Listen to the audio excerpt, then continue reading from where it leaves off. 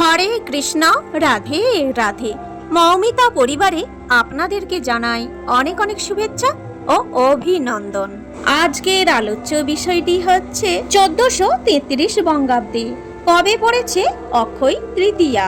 এই শুভ দিনের দিন পঞ্জিকা অনুসারে শুভ সময়ের হলো আজকের এই ভিডিওর আলোচ্য বিষয়। শ্রোতা বন্ধুরা, আজকের এই ভিডিওটি আপনারা প্রথম থেকে শেষ পর্যন্ত মনোযোগ সহকারে শ্রবণ করুন, আপনাদের কিন্তু অনেক ভালো লাগবে। অক্ষয় তৃতীয়া বিশেষ ধার্মিক মাহাত্ম্য রয়েছে, তা নিয়েই আলোচনা করব।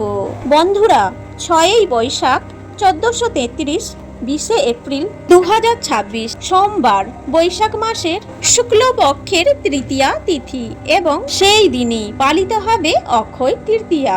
তৃতীয়া তিথি থাকবে সকাল 10:52 পর্যন্ত। কৃত্তিকা নক্ষত্র থাকবে সকাল 7:49 পর্যন্ত। তারপর রোহিণী নক্ষত্র সৌভাগ্য যোগ থাকবে রাত্রি 7:50 পর্যন্ত। আর গড়করণ থাকবে সকাল 10:52 পর্যন্ত। সকাল 10:52 মধ্যে অক্ষয় তৃতীয়া স্নান দানে অক্ষয় পূর্ণফল প্রাপ্ত হয়। এই দিনে অমৃত যোগের শুভ সময় হলো সকাল 6:45 পর্যন্ত। আবার সকাল 10:14 থেকে দুপুর 12:51 পর্যন্ত থাকবে অমৃত যোগ। সকাল 6:51 থেকে সকাল 8:26 3 পর্যন্ত থাকবে কাল বেলা। এবারে জানবো শুভ কর্ম। সকালে 6:51 13 মধ্যে বিক্রয় বাণিজ্য, ধান্যচ্ছেদন, গবাদি ক্রয় বিক্রয় আদি শুভকর্ম করা যাবে। আবার সকাল অর্থাৎ 26 3 গতে সকাল 10:52 13 মধ্যে গাত্র হরিদ্রা, অভিরণ্য, সাধ ভক্ষণ, নামকরণ, দেবতা গঠন, গ্রহ পূজা, ফল প্রবাহ, বীজ বপন, বৃক্ষাদি রোপণ, ধান্য রোপণ, ধান্য স্থাপন, ধান্য মর্দন, বাহন ক্রয় বিক্রয়, দীক্ষা, ঔষধকরণ এবং সেবন, শান্তি সুস্থনাদি শুভকর্ম করা যাবে। এবারে জানবো এই বিশেষ দিনে ধার্মিক মাহাত্ম্য। এই শুভ দিনে পালনকর্তা ভগবান বিষ্ণুর অবতার ভগবান পরশুরাম আবির্ভূত হন।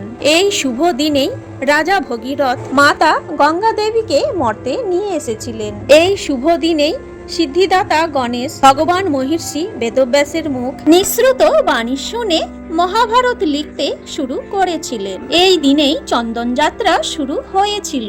এই দিনেই সত্যযুগ শেষ হয়ে ত্রেতা যুগের সূচনা হয়েছিল। এই শুভ দিনেই কুবের ভগবানের তপস্যায় তুষ্ট হয়ে দেবাদিদেব মহাদেব উনাকে অতুল ঐশ্বর্য দান করেছিলেন। এই শুভ দিনে ভক্তরাজ সুদামা দ্বারকা নগরীতে গিয়ে ভগবান শ্রীকৃষ্ণের দর্শন লাভ করেছিলেন। এই দিনেই দুঃশাসন দেবী দ্রৌপদী বস্ত্রহরণের চেষ্টা করেছিলেন এবং ভগবান শ্রীকৃষ্ণ শরণাগতে পরিত্রাতা রূপে দেবী দ্রৌপদীকে রক্ষা করেছিলেন। এই শুভ দিনে কেদার, বদ্রী, গঙ্গোত্রী এবং যমুনেত্রী এই 4 ধামের দ্বার উদ্ঘাটিত হয়েছিল।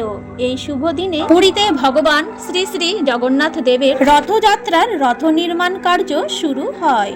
এই শুভ দিনেই দেবী অন্নপূর্ণা আবির্ভূত হন। জয় শ্রী কৃষ্ণ। আজকের এই ভিডিওটি এই পর্যন্তই থাকলো।